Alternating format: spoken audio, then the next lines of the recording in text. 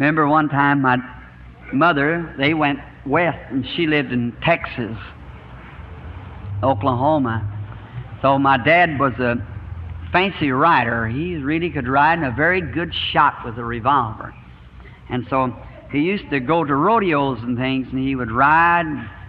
He used to try to teach me to shoot a revolver. He'd take those big clay marbles and roll one out like that, and had two revolvers, and he'd take one, shoot under the marble, and knock it up in the air and burst it with the other before it hit the ground. I couldn't hit a lard can sitting still, so I know that I could never do that. But he could ride good, and so I always wanted to be like my dad. So we as kiddies on the farm, you know, and we had an old plow horse, and so of the evening after we get through plowing, I'd go down along behind the barn. They had an old watering trough hewed out of a log.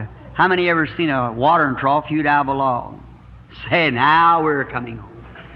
Getting right down towards home now.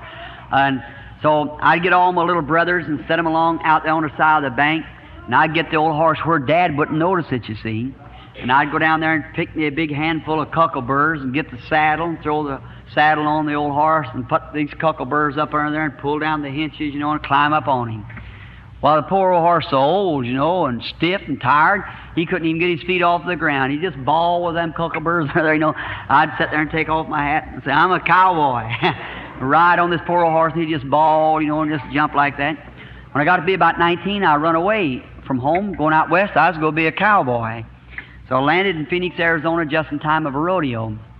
I went down to get me a pair of chaps, and when I buckled them on me, there's about 18 inches of leather laying out on the floor. I looked like one of these little band of roosters, you know, with them feathers. But I said, it's too long-legged out here for me. So I got me a pair of Levi's and went out to the stalls, and they let me in with a pair of Levi's on. So I was watching around. So after a while, they said this Kansas Outlaw was going to be rode by a certain famous rider. I seen when they got that horse in that chute, I knew that that wasn't our old plow horse for a long ways. They got him up in the chute like this. You had to catch his catch can when he come through. They opened the bull chute there to let him out.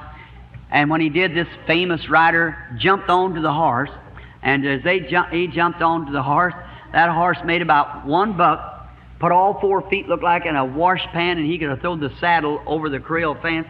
And when that guy fell, when that horse threw him, the blood was running from his nose and his ears.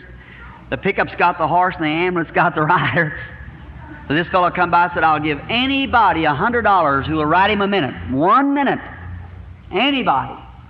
And there was a whole big bunch of cow folks sitting along on the fence, you know. I was sitting up there with him, you know. Boy, I thought I was a cowboy. And I seen that. He come right up to me, the caller did, and said, are you a rider? I said, no, sir. No, sir. I wasn't a rider then. When I got around where there's a rider at.